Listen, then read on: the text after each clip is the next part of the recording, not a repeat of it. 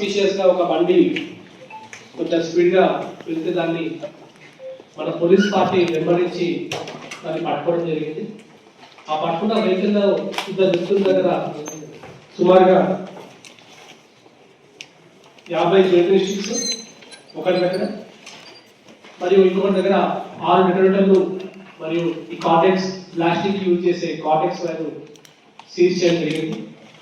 వీళ్ళ దగ్గర నుంచి వీళ్ళకు ఎక్కడ వచ్చింది మెటీరియల్ కనుక్కున్న తర్వాత వీళ్ళకు నిజామాబాద్ కమిషనరేట్ నుంచి ఒక మ్యాగజైన్ నుంచి కూడా ఇది ఇల్లీగల్ మీన్స్లో వీళ్ళకు ప్లాస్టిక్ కోసం వచ్చినట్టుగా మాకు తెలుస్తూ ఉంది.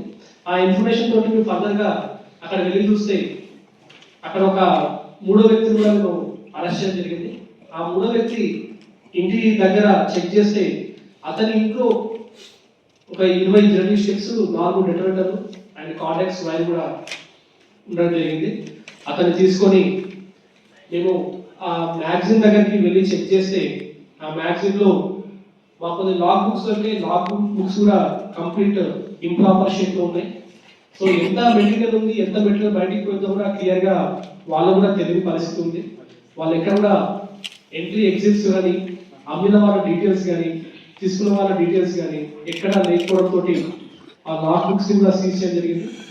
అండ్ దాంతోపాటు ఆ ప్రిమైజ్ కూడా గవర్నమెంట్ అధికారుల సమక్షంలో దాన్ని ప్రిమైజ్ కూడా సీజ్ చేయడం జరిగింది.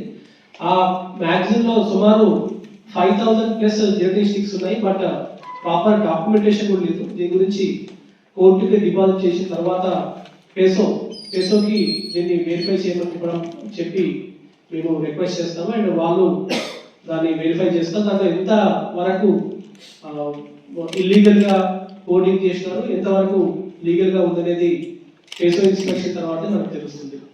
సో ఈ ఎంటైర్ ఎపిసోడ్లో మా పోలీస్ హోంగార్డ్ కైలాష్ చాలా చాకచక్యంగా అసలు ఆ వెహికల్ని సస్పిషియస్ మోడ్లో ఉందని చెప్పేసి దాన్ని ఐడెంటిఫై చేసి దాన్ని ఆల్మోస్ట్గా సింగిల్ పర్సన్ దాన్ని చేసి పట్టుకోవడం జరిగింది.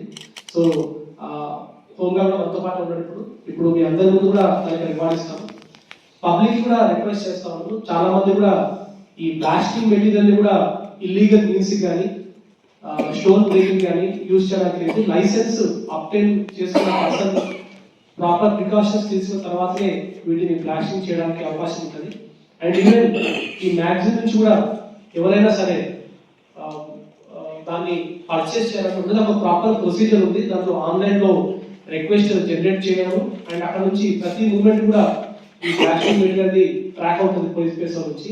కానీ కొంతమంది కొంత డబ్బు ఈజీగా జనరేట్ చేసే ఉద్దేశంతో దీన్ని ఇల్లీగల్గా మిగతా వాళ్ళకి అమ్మడము, దాన్ని ప్రాపర్గా ప్రికాషన్స్ లేకుండా దాన్ని వాడితే ప్రాణ నష్టం అండ్ ఆస్తి నష్టం జరిగే అవకాశంగా ఉంది. కాబట్టి దీని గురించి ప్రతి ఒక్క రిక్వెస్ట్ చేస్తున్నాము. Explosives and explosive substance act చాలా స్ట్రింజెంట్ యాక్ట్.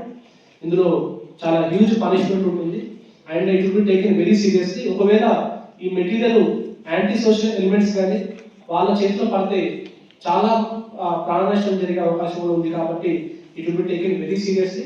ఈ బ్లాస్టింగ్ కి సంబంధించి దానికి లైసెన్స్ తీసుకోవాలి. ఆ లైసెన్స్ కూడా డిస్ట్రిక్ట్ కలెక్టర్ గారు దానికి ఇస్తారు. సో దానికి అప్లై చేసుకొని ప్రాపర్గా దాన్ని చేయాల్సి ఉంటుంది. అండ్ ఎవ్రీ ఫ్రీక్వెంట్ గా దానికి ఇన్స్పెక్షన్స్ కూడా పేసర్ నుంచి చేయాల్సి ఉంటుంది. సో ఈ ఎంటైర్ ఎపిసోడ్ లో ఏం ల్యాప్సెస్ ఉన్నాయో కూడా రాస్తాము. అండ్ మాకు తెలుసు ఏంటంటే ఈ ఓనర్ ఆఫ్ దిస్ మ్యాగజైన్ గతంలో కూడా ఒక కేసు అయింది అండ్ జైల్లో కూడా ఉన్నట్టుగా మాకు తెలుస్తా ఉంది. ప్రస్తుతం అతను ఈ విషయం తెలిసినప్పటి నుంచి పరారీలో ఉన్నాడు. అతను కూడా మేము త్వరలోనే పట్టుకుంటాము. అండ్ ఆ కన్సర్న్ మ్యాగజైన్ కి లైసెన్స్ క్యాన్సిలేషన్ కూడా మేము రాయడం జరుగుతుంది. అండ్ పేసో ఇన్స్పెక్షన్ ప్రకారం గైడ్లైన్స్ ప్రకారం మనకు ఇంప్రాపర్ డాక్యుమెంటేషన్ కానీ లేకపోతే ఇంప్రాపర్ మెయింటెనెన్స్ ఉంటే కూడా మనకి దాని మీద కూడా సివియర్ యాక్షన్ ఉంటుంది. డెటోనేటర్స్ కొంచెం సెన్సిటివ్ ఉంటాయి కాబట్టి దాన్ని ఇక్కడ హాల్లో జరగలేదు, దాన్ని బయటనే వచ్చాము. మీ వద్ద నుంచి ఇది కాకుండా వాళ్ళు యూజ్ చేసిన బైక్ అండ్ మరియు లాగ్ బుక్స్ కూడా సీజ్ చేయడం జరిగింది అండ్ మొబైల్ ఫోన్స్ కూడా. సో ఈ ఎంటైర్ ఈ పెద్ద క్రైమ్ పట్టుకున్న మా హోంగార్డ్ని మీ అందరి సమక్షంలో సరి అభినందిస్తున్నాను.